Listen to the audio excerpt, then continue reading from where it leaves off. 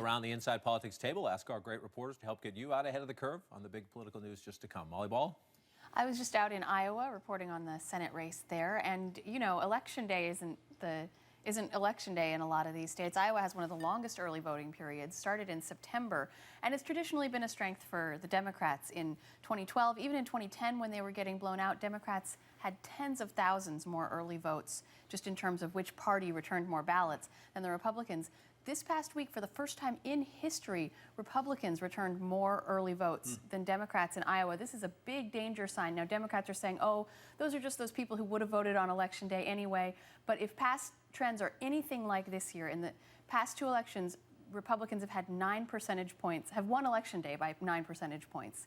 So for them to also be leading in the early vote, it's a big trouble sign for Democrats. We're seeing that in some of these other states that also have early voting. It's something I'll be looking at in the week ahead to see where we're going on Election Day. Watch that to the last minute, Molly. Thanks, Manu. With so many races so close, both sides are already laying the groundwork for extended recount battles in some of these close states. I mean, they look at what happened in 2008 in Minnesota when Al Franken and Norm Coleman went for months and ended up Al Franken won after a court battle.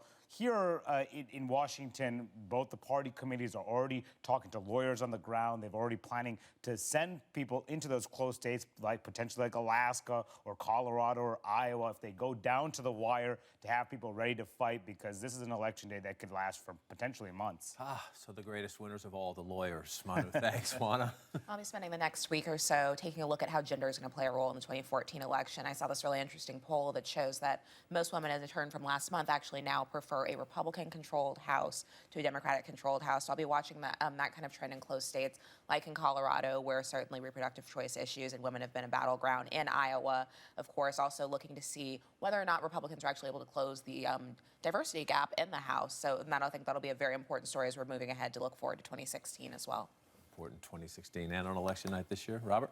Most of the 2016 Republican presidential contenders are not on the ballot this year. Jeb Bush, Chris Christie, Rand Paul, Ted Cruz. But one is Governor Scott Walker of Wisconsin. And his race has suddenly become one of the hottest contests in the country. This week, you're going to see President Obama go to Milwaukee. Democrats really think they have an opportunity there, if they can get the turnout in the state's biggest city, to put a Democrat, Mary Burke, over the top and take out one of the top candidates for the GOP in the next cycle. Love that race, the marquee governor's race in the country. I'll close with this. Most of the attention, understandably, is on those big Senate races, but it's also worth watching in the final week some key final spending decisions in House races. Republicans start with 233. Democrats are trying to keep them under 240. Democrats think there's a slight chance they could pick up a Republican-held seat in Colorado, and they're feeling better about protecting two Democratic-held seats in New Hampshire that are still competitive into the final stretch. Republicans trying to get over 240, closer to 250, now spending late in Massachusetts, in the 6th Congressional District, down in Florida in the 26th.